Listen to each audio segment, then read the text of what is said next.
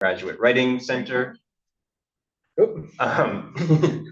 In addition to working in the Writing Center, we are also MFA candidates in the Creative Writing program in the English department here at U of I. Today, we will be talking about our approach in supporting students who seek to use artificial intelligence as part of their writing and research practice. This presentation is the last of our 4-part Graduate Writing Symposium series. Earlier in the fall and spring semesters, Spencer and I ran workshops on crafting abstracts, teaching philosophies, and literature reviews. These workshops are recorded and available to watch on the U-Idaho College of Graduate Studies YouTube channel. So with those introductions out of the way, we will kind of start to dive into our content, starting with our stance, or I guess our circumstance as we relate to this content. So at the Graduate Writing Center, we teach writing as a process, one that can be broken down into distinct stages of ideation, organization, drafting, and revising. Most often, students come to the Graduate Writing Center to slow down and rethink their approach and processes. That being said, it is not uncommon for students to also want to speed up and streamline their writing.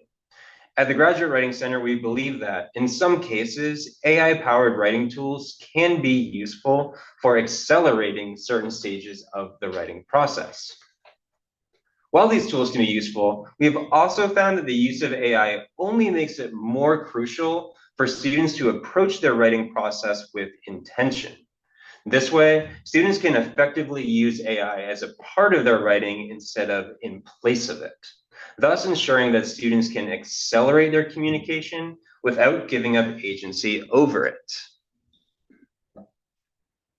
So, as I'm sure you know, artificial intelligence is a hot topic in academic discourse, with researchers' comfort and trust in artificial intelligence falling everywhere on the spectrum.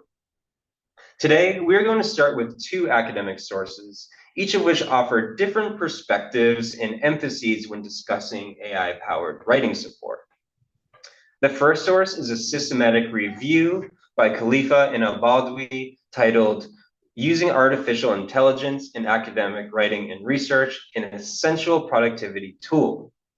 This source is a systematic review, communicating a synthesis of other research that addresses the way in which AI enhances writing.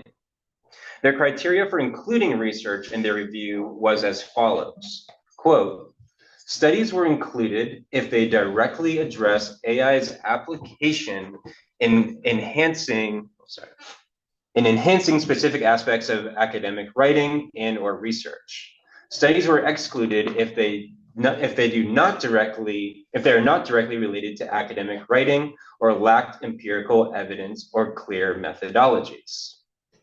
Khalifa and Al-Baldwi applied their criteria to 270 works of literature from databases such as Google Scholar, Embase, and PubMed, and in the end included 24 articles for their review. Another source that I will reference is titled "ChatGPT in a New Academic Reality: Artificial Intelligence Written Research Papers in the Ethics of Large Language Models in Scholarly Publishing" by Lunt et al. While this source also discusses how ChatGPT and other AI interfaces can effectively streamline the writing process, the emphasis of this article is more on practical and ethical considerations relating to AI usage.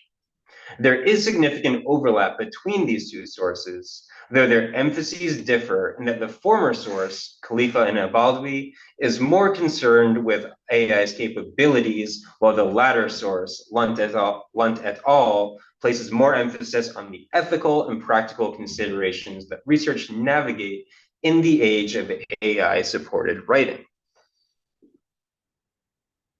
Before thinking about how artificial intelligence can help researchers meet the demands of academic publishing, it is worthwhile to consider what outcomes we are trying to meet in academic writing. In publishing articles, researchers hope to make credible contributions toward identifying gaps in knowledge, addressing problems, and proposing new methodologies. In academic institutions, one's contributions to their field of study are linked to personal outcomes. Publishing articles can help one seek positions and promotions in academia, in addition to becoming better known in one's field of study. While these outcomes are common for most researchers, the skills and processes that one must adopt to meet these outcomes depend, in part, on one's field of study. To get a sense of who we have with us today, I want to invite you all to drop a short introduction in our Zoom chat. We encourage you to write your name, your field of study, and to identify maybe one skill that is crucial to effectively communicating your type of research. So we'll give everyone like maybe 2 or 3 minutes to drop it, maybe 2 minutes to drop an introduction, and we'll read those from those who choose to participate. And if you could just scribble yours down, maybe, yeah. Not Zoom, yeah, you're like that.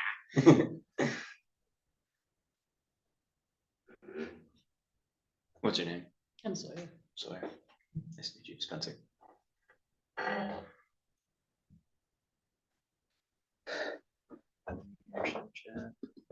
do we go?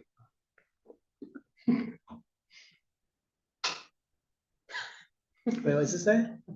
What's your name? I'm sorry. I should just be able to see it, like, you scroll down.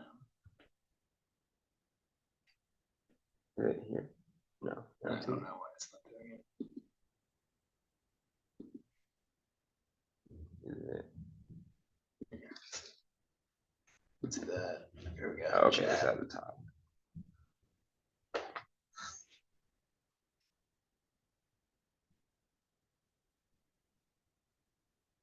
Anybody else want to pitch in the chat? Just let us know your name, field of study.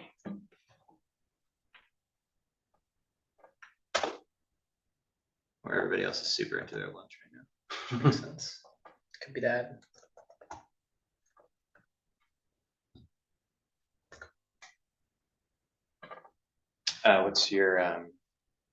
What are you working toward? Like, what's your degree? This is for everybody to hear. I get you technically, yes. If you don't want to share, I guess you don't have to. I'm in environmental science and the Ember project working on drought, trees, and mycorrhizae. Nice. Oh, cool. Nice. Who you work with? Do you work with there's a woman in CNR who does that? I can't remember what her name is. Tara and Laurel. Oh, Laura. Okay, so do you like Tori? Mm-hmm. Okay, cool. Yeah, Tori's in my lab.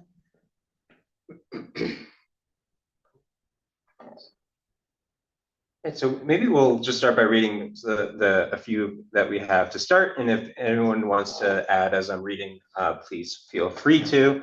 So to start, we have Amanda, whose research is in youth development within the overnight camp field.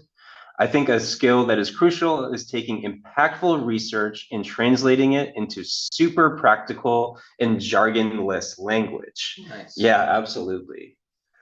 Additionally, we have Dana, whose research is in architecture. Dana writes that improving my digital modeling skills with a Z, which I love, modeling skills, is very important to communicating Dana's research. Andrea works in hydrology. Andrea points out that translating what my codes do to human language is important for Andrea's research. Azada works in computer science. Azada writes that enhancing recommender systems with synthetic data and debugging my code is really important for Azada's research. And Marwa writes, I'm Marwa, a second-year PhD student in political science. One of the skills in my field is doing impactful research that contributes to academic discussions, but also informs real-world policies and decisions.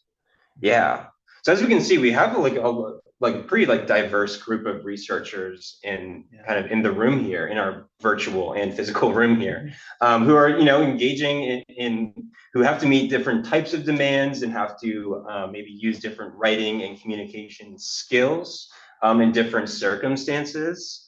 And it looks like we have a few more, so I'll just bring a few more people into the discussion. Panga Giada potato physiology research focuses on understanding and mitigating pressure bruising in potatoes, investigating how injury-induced browning is influenced by nitric oxide in 1-MCP treatment, examining its potential as a mitigation strategy, studying physiological and molecular mechanisms, particularly phenolics, PPO activities, and PPO gene expression in bruised potatoes treated with products like nitric oxide and 1-MCP to determine their efficacy in reducing pressure bruising and associated browning. Additionally, Cookie Allen writes in, "Hi, I'm Cookie Allen. I'm in the College of Ed and working on prelim draft writings of a case study on cross-sector collaboration to improve public service delivery." Wonderful. Yeah. So we as I was saying earlier, we have lots of different types of researchers kind of in our virtual space today who are engaging in all types of research, engaging in different types of writing, writing in different rhetorical situations for different types of documents. And so we all have our own skills and processes that may be kind of specific to the research that we are doing. But there are some commonalities that we can continue to point to, and some of these commonalities are kind of changing with kind of our technological landscape. So according to both Khalifa and Al-Baldwi and Lunt et al., the demands for academic writing are always changing with the technological facilities through which academic communication occurs. Khalifa and Al-Baldwi write, quote, "In academic writing, one must handle vast amounts of information, complex ideas, theories, and empirical data with understanding and clarity. This requires not only a deep understanding of the subject, but also the ability to simplify complex ideas for the reader," which I think a lot of us in our own ways are trying to find ways to take ideas and take complex ideas or concepts and like simplify them for different audiences or adapt them for different audiences. Additionally, Lunt et al. Write, quote, "As the amount of data becomes too large for individuals to make sense of and draw meaningful insights from, it becomes necessary to automate systems that can learn from the data to provide valuable insights." So the present demands for academic researchers are considerable. Researchers are often expected to engage with many of the different perspectives and approaches in order to lend credibility to their own work. The process of producing academically credible work requires many steps and seldom is a linear process. Given what is demanded of academic researchers, it makes sense that they would seek support from AI-driven writing tools, which can help expedite some stages of the writing process. In Khalifa and in Al-Baldwi's systematic review, they identify 6 domains by which artificial intelligence can help accelerate one's writing and research practice.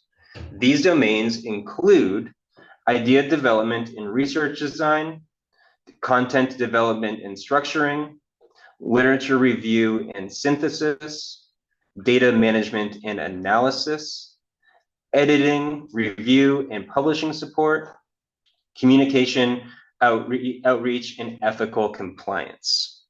In the following slides, I will touch upon Khalifa and Al-Baldwi's syntheses of AI-powered writing support as it pertains to these 6 domains. I invite you to imagine the following slides as AI's resume to work as your writing assistant. Later, we will discuss how this resume aligns with your experiences using AI writing support. So in their first domain, idea development and research design, Khalifa and Al-Badawi claim that AI writing support can help expedite the brainstorming process, identify trends in the research and gaps in the literature, in addition to suggesting appropriate research design. They write, quote, AI's capability to identify gaps in literature is invaluable. Through advanced natural language processing, it can scrutinize thousands of documents, revealing overlooked or under-researched areas.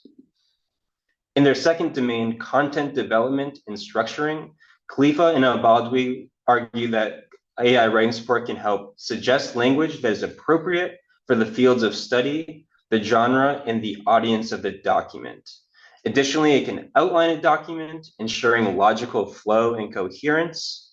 They write, quote, predictive text capabilities are particularly useful in academic writing, where AI can anticipate and suggest technical terms, streamlining the writing process, end quote.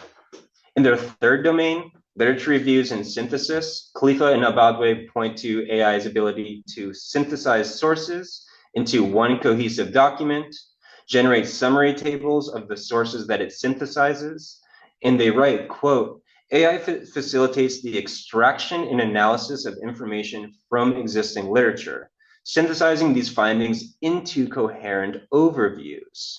This role is invaluable as AI's tools process and analyze extensive data volumes, aiding in creating detailed and current literature reviews, end quote.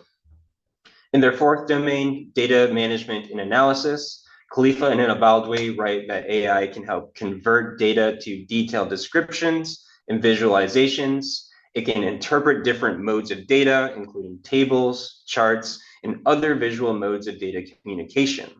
They write, quote, AI encompasses crucial aspects like data interpretation, where AI provides detailed analyses and visualizations, and data set management, automating data curation for accuracy and accessibility. In their fifth domain, editing, review, and publishing support, Khalifa and Al-Badawi claim that AI can help draft abstracts and summaries, ensuring that the findings are communicated succinctly and accurately. It can screen for tone that is inappropriate for the genre that a document is situated in. And they write, quote, AI-driven software like ChatGPT, Grammarly, and PaperPal can correct grammatical errors and improve writing style, especially beneficial for non-native English speakers.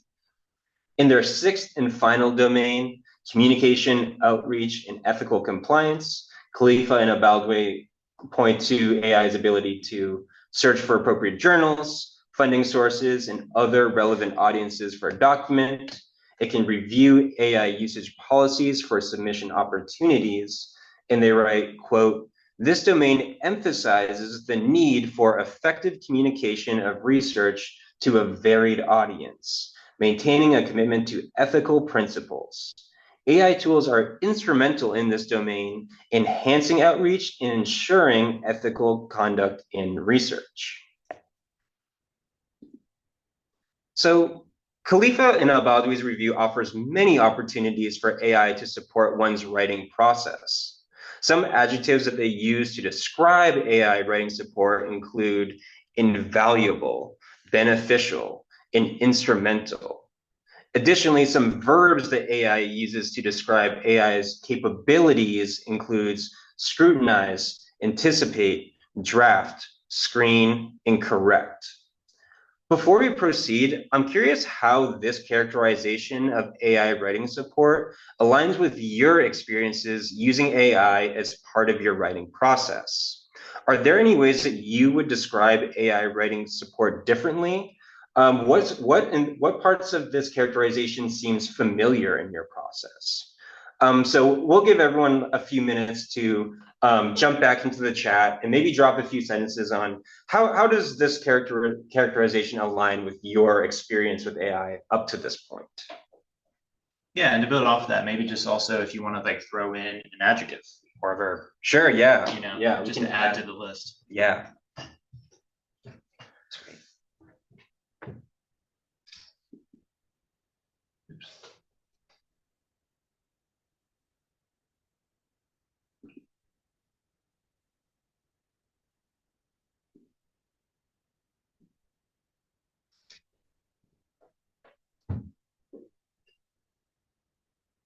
Let's say like one adjective that's often speaks to me is like that I encounter is just like kind of like I'm often surprised or like impressed. I guess that's more of like an adjective for me and not for the AI. But like I often find myself like, whoa, how is it able to like take what I just put into the prompt and give me something that is often like relatively like complex and like proficient, you know. Whereas like the other like comparing it to putting that same prompt or a similar question into like Google and the like the work of like scanning through all these sources to try to find the one that's like close to what I'm asking it to do from the source that I'm trying to find is like there's like a gulf between AI and using like a search engine to find the same information. If that makes sense. Yeah. Well, I mean, like to me, it comes up like it's like in when you teach like composition English classes and you teach like the synthesis essay, like that's like a huge moment in writing, right? Is when you stop sort of seeing sources and ideas as these sort of separate entities, right? Like Google gives you like a million individual sources, right? But what ChatGPT does is it like looks at all of that and it synthesizes a cohesive idea through all this. You know what I mean? So there's like synthesis is like maybe a word that comes to mind too. I think you mentioned that already, right? I love, that's like what I've noticed. I'm like, oh, it's like doing what we try to teach college freshmen to do, which is like to synthesize an idea, right? Out of many ideas. Yeah, so, totally. Yeah. Which I think it can be like, I think especially for like writers who are kind of new to that skill, like you have to like think of like the relationships like kind of on different scales, like, you know, like really direct like comparison contrast relationships, but then also relationships like without like with the other sources that maybe aren't so directly related. And I think that like it's nice having like a tool that can provide a model of what that looks like and people can know what to anticipate. Yeah, so maybe we could turn to the chat a little bit and see what some people have contributed so far. So Amanda writes, but not always. Oh wait, did I miss one? But not always accurately. I think that's in response to what Michael was saying about like synthesis and how sometimes it's like not accurate. Totally. Oh yeah. Okay. Yeah. You should always double check. Yes. But yeah, that's like the ethical responsibility of the AI user is to like verify, because there's like it's like the hallucination phenomenon. You know, like AI will often hallucinate things as well, and it's like that is your responsibility. I just submitted a manuscript that had like an AI policy, and they're like, we know you're using it, but you're responsible for like the accurateness of everything that's in here. So we hope we hope you double checked anything that spit out, you know. It was kind of the way they put it, which I like. Sometimes that's to pull stuff out of nowhere and you're like, and if you don't actually know your material, you can believe it. But if you know your material, then you can be like, actually, that doesn't make any sense. Why are you saying this? And it's like, oh, you're correct. Let me relook at this. And I'm just like, which I totally happen. I mean, I have that happen all the time. I'm like, kinda, but not really quite. You know what I mean? Like it's sort of like I know I get a lot of that. So. Some other ones in the chat too. Yeah. Okay, so Mara writes, for me, AI helps best by adjusting my tone and making me sound more fancy and polished. But I do hate when it changes my entire language and makes it so generic. Yeah, I can totally relate to that. Andrea writes, quite difficult to say in general. depend on specific task AI used. Yeah, I think it really does. It is kind of dependent on the task, which I think we will kind of continue to dive into a little bit. Azuda writes adjectives: detail-oriented, efficient, organized. For verbs: correct, extract. I use it a lot in saving time in Googling and finding stuff online, and it helps so much, and it saves so much time. Also, it helps in summarizing my notes. Yeah, totally. Cookie writes in saying, I mostly benefit from the editing / suggested tone. It's like having an on-site personal editor and saves time. I still use peer editors for my work, but it might be days or weeks before I get their feedback. Yeah, which I think that's something we were talking about earlier, is the way that like it can perform these tasks so quickly. And even if not always perfectly, I think like how quickly it performs these tasks gives us time to like evaluate it, try to maybe like revisit how we're using it, and so forth. Yeah. So I think like one thing that we've been talking about a lot in the writing center recently is we felt that Khalifina Abadwi's characterization of AI writing tools is generally accurate when we're kind of looking at the usage of AI at a particular stage of the writing process. And I think that's why we kind of like this source, is because it looks at AI usages between these 6 domains, and these domains where it kind of is further broken down into specific kind of components of the writing process that one might be engaging with at any point in time. And I think what we've noticed in working with students, and it's kind of seems like maybe relevant to some other people's experiences as well, is when AI fits this resume most effectively, is when it's used at a stage, and rather than to conflate or skip over a part of the writing process that may be instrumental to one's kind of growth as a scholar and researcher and communicator. So that's kind of what we've been kind of thinking about in kind of the discourse that we've been having with students that we work with. And that could be a helpful way of considering the ways in which it has not been useful in your process up to this point in time. Okay, so while AI writing tools can be useful for streamlining the writing process, there are also some practical and ethical considerations regarding AI support that one must apply to one's writing and research practice. First is that AI's use of large language models runs the risk of exacerbating research biases. While these biases have been present in academic research since long before AI support became prevalent, these biases are not necessarily separable from the training data and coding processes that inform large language models.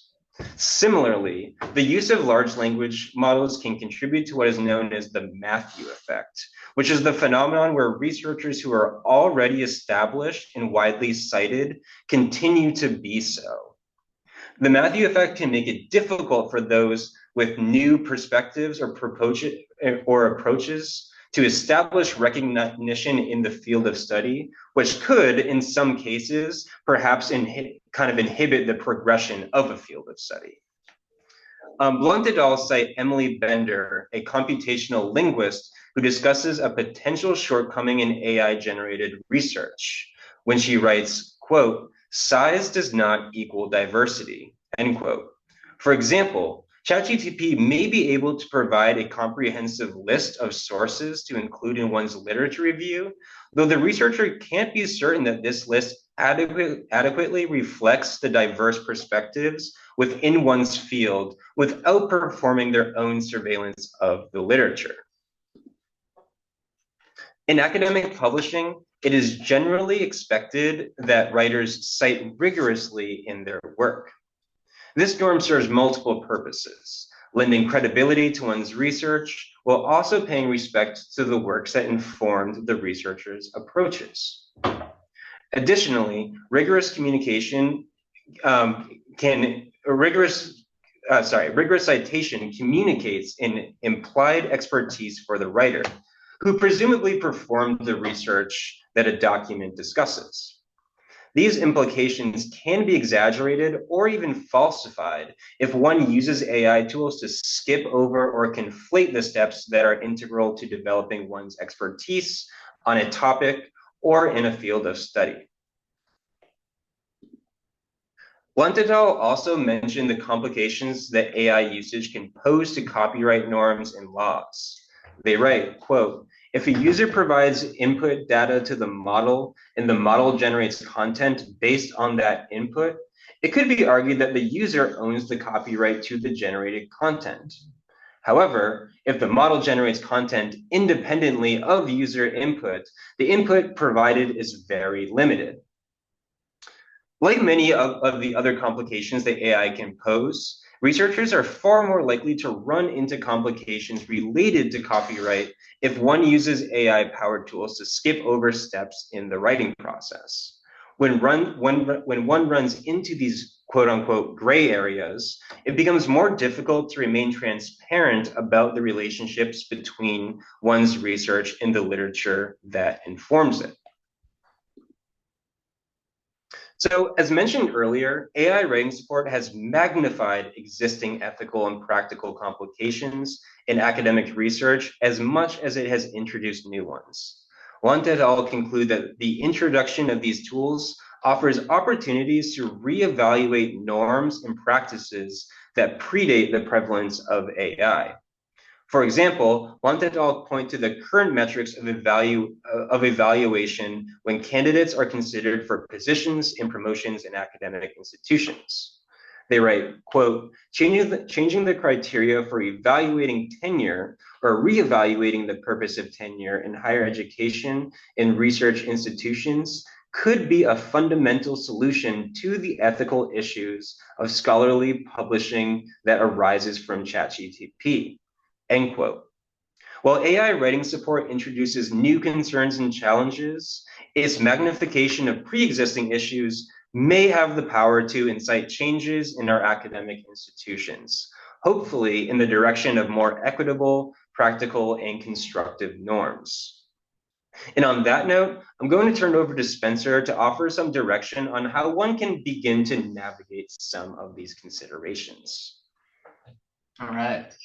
Thanks, Jason. Okay.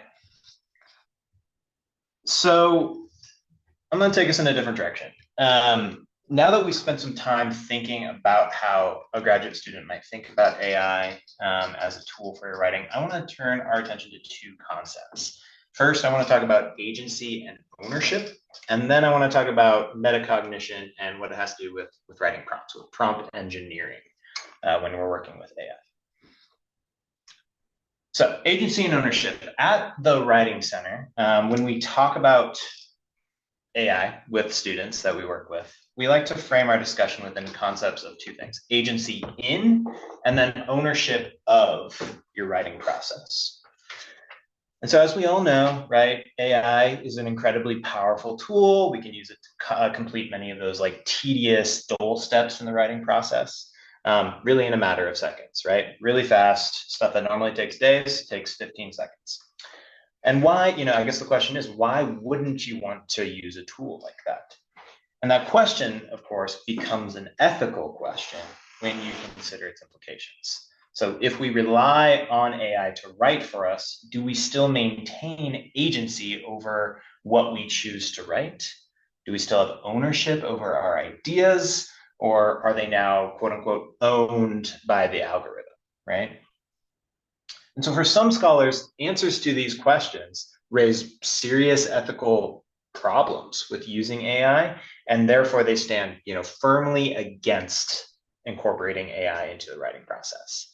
And I can understand that sentiment, but in our opinion, in Jason and I's opinion, the cat's already out of the bag, right? So put another way, so many writers already use AI as a tool, and so we think we need to understand how to use it. And in doing research for this workshop, we actually found that we're not alone in our thinking. And in fact, many scholars are brainstorming ways to maintain this agency and ownership of the writing process while still taking advantage of AI as a writing tool. So here's what I'd like us to do. I'd like us to consider agency and ownership in context of writing with AI. And to do so, I have 3 questions that I want to pose to everyone. And I'm going to put them up on the screen one at a time. And I'll give everyone a minute to think about their answer. And then if you want to, you can share it in the chat, or you can unmute yourself and share. Those of us in the room, of course, can also chat about these ideas.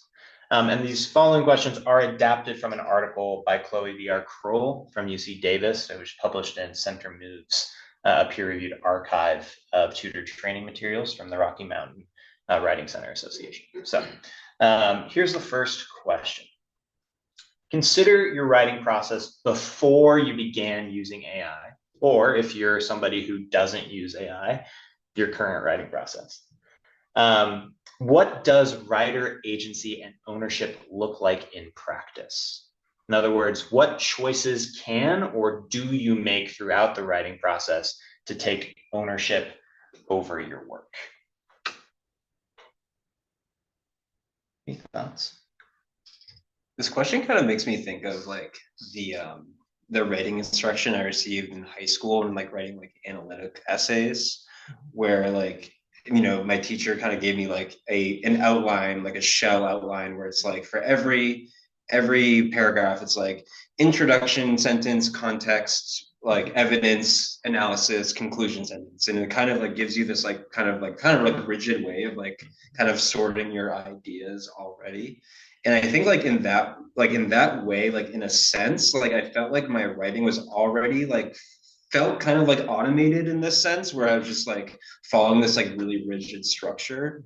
And I feel like one way that like AI kind of can help break out of that is like finding a way to find a balance between like structure, but also like having like enough like variability within that structure for it to not feel like almost like less. It makes my writing in some cases like less automated, when maybe in other cases it felt like more automated.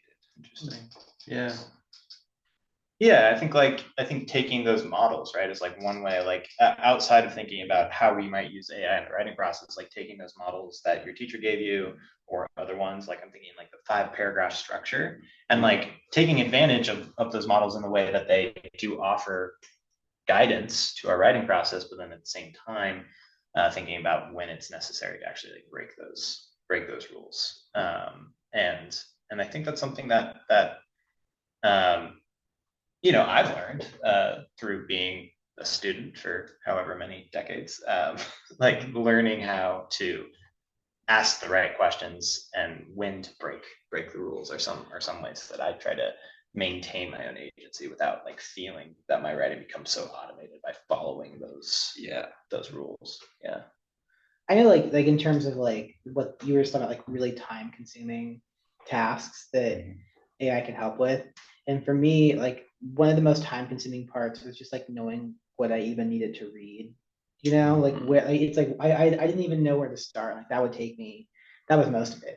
It was just figuring out where I even needed to collect things from. And I have found that like it has significantly reduced the amount of time I have to spend looking for things, but it's still like my responsibility in terms of ownership of the ideas to like read those things. Like I, you know what I mean? Like I actually still feel personally, this is like not like a one size fits all thing.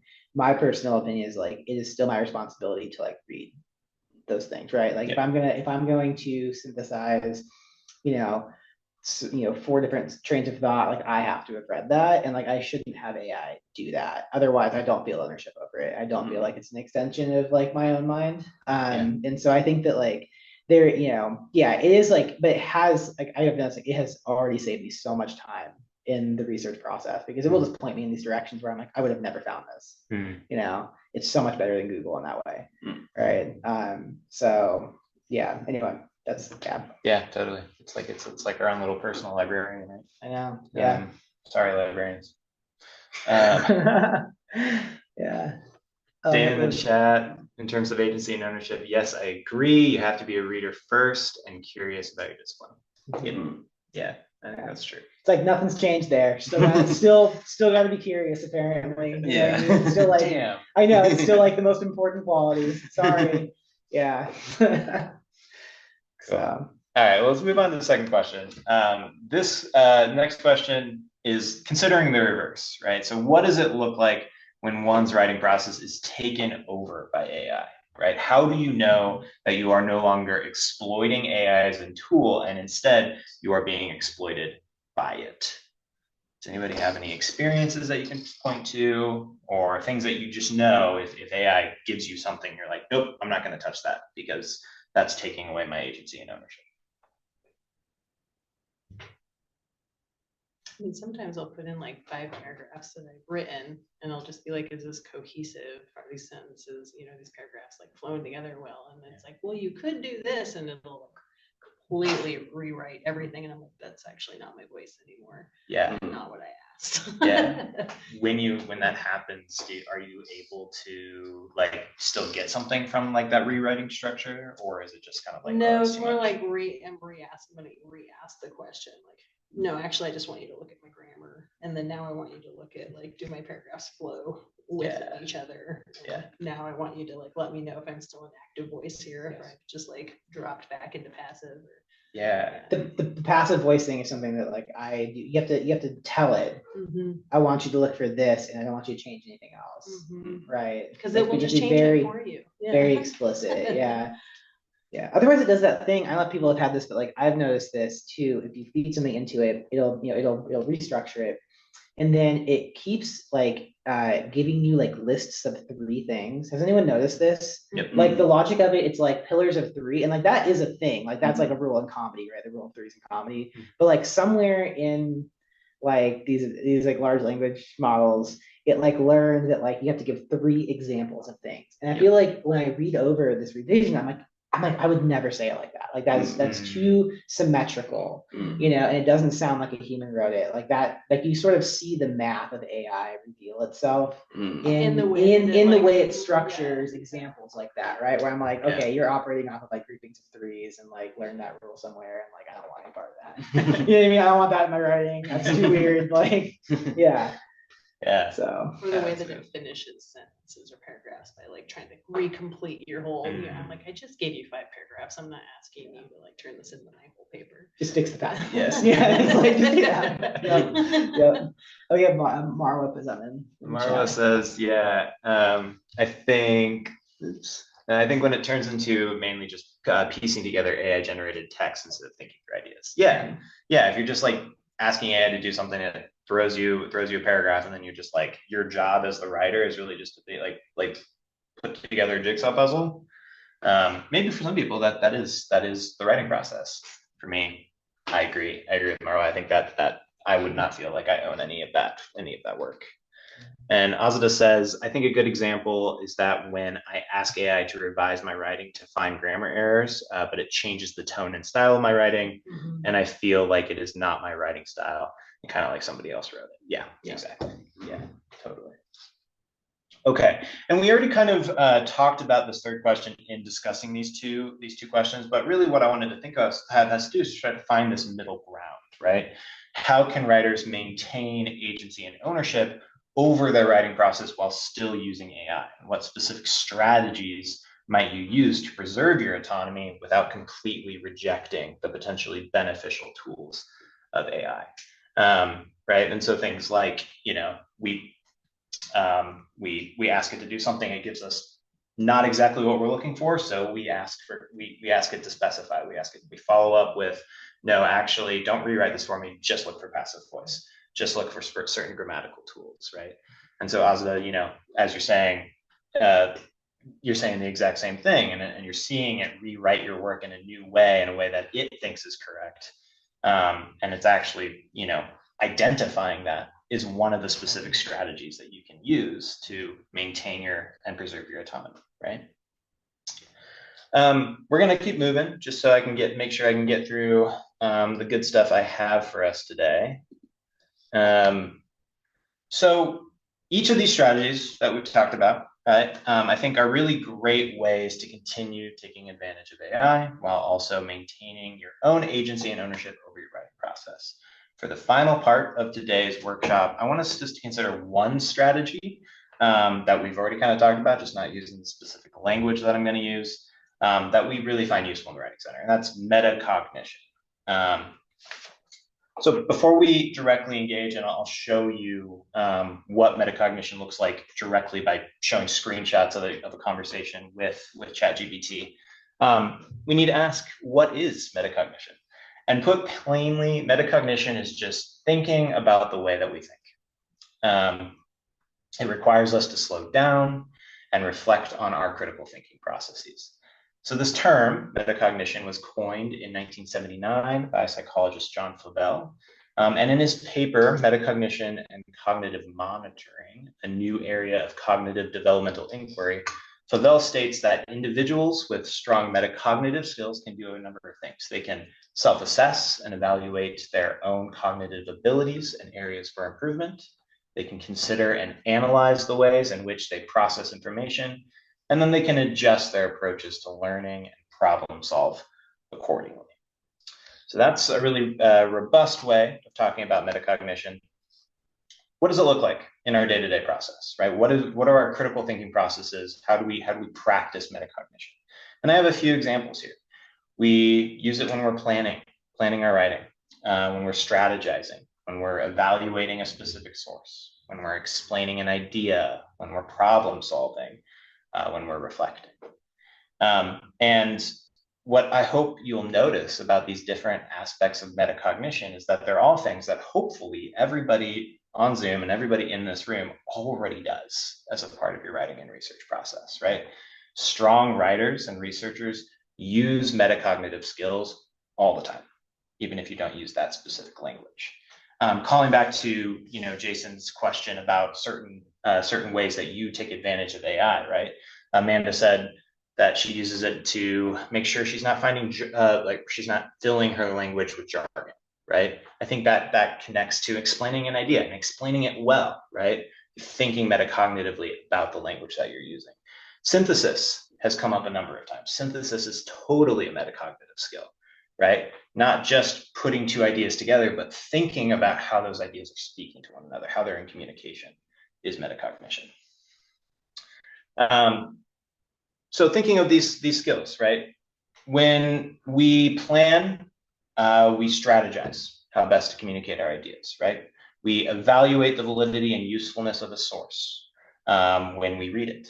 We explain our ideas according to our audience's needs. We problem solve to identify solutions, and we reflect on our work before we revise. However, when we use AI, it's really easy to forget to use these metacognitive skills, right? For example, instead of evaluating the validity of a source, we might simply let AI find an adequate source for us, or even better, just summarize a concept so that we don't have to evaluate a source or explain the concept in our own words, right? And put simply, if used incorrectly, AI can simply just eliminate the need for metacognition. And when you no longer are practicing these metacognitive skills, it's much more likely that you no longer have agency or ownership of your own work. So how can we continue to use AI as an effective tool without sacrificing metacognition? I think that's the question that I'm asking. And there are a number of answers to this question, right? But we're going to focus on just one today, and that's prompt engineering. So prompt engineering sounds like a really robust concept, but it's actually really simple. It's just a methodological approach to communicating with AI, right? When we use prompt engineering techniques, we use our metacognitive skills. So we think critically about the information and what is most important to share with the AI in order to receive a beneficial response. And I've relied on two sources to build this information on prompt engineering. First one is What is Prompt Engineering by Amazon Web Services. I'm sorry. And then Prompt Engineering Guide by Dare AI. And I recommend both of these sources for a couple of different reasons. What is Prompt Engineering by Amazon Web Services gives a really detailed but easy to understand description of prompting and AWS's recommendations for it. The Prompt Engineering Guide, much more comprehensive, and Dare AI is an open house worldwide group that aims to educate people about AI. That guide is, it's frequently updated, gives detailed suggestions for popular generative AI programs, and cites scholarly sources and other sources. However, it is also a lot more complicated than the AWS guide, and it sometimes uses language that are specific for programmers, meaning it's not super accessible for a broad swath of people. So that's why I recommend also using AWS's guide as well. So with that out of the way, let's talk about what makes a strong prompt for AI. The initial prompt should include the following 3 criteria. So the left side of the screen here. It should be, it needs to be clear and descriptive, right? You need to be direct about what you want the AI to output to you. Number 2, you should provide contextual details, right? So who are you? Who is the writer, right? Are you a graduate student? What class are you taking? What is your degree in, right? These details are helpful for the AI to provide the information that you need. Think about guidelines and restrictions, right? Are you writing a literature review, a methodology, something else, right? Do you have any preset restrictions? Like, for example, should you only be using academic sources? Let it know. And then goals. What do you want the AI to achieve? Don't just ask it a question, but give it a specific goal to achieve, right? And then third, in this initial prompt, you should specify the format of the output. So think about the length, right? How many sources do you want it to find for you? How many tips to effectively summarize an article? If that's the question you're asking, right? Give it a specific number, and it will give you that specific number. If you're only looking for 1, it'll give you the best one it's got. If you want 5, it'll give you 5. And then things like bullets, paragraphs, etc., right? Are you asking it to draft something for you? How many paragraphs should it write, Or are you asking AI to edit something you wrote? Give it specific parameters to help you meet your revision goals in that case. So that's what happens in the initial prompt. Importantly, though, practicing strong metacognition means that you don't simply accept what the AI outputs on its first attempt, right? Follow-up prompts are often necessary to use AI effectively. And what follow-up prompts should do is the following, right? They should still be clear and descriptive, just like the initial prompt, right? But if you need to, you should redirect the AI, right? If the AI didn't provide like the answer that you were looking for, it may be that it misunderstood your request. And so you can try again, maybe by rephrasing what you said or by focusing on a specific aspect of your prompt.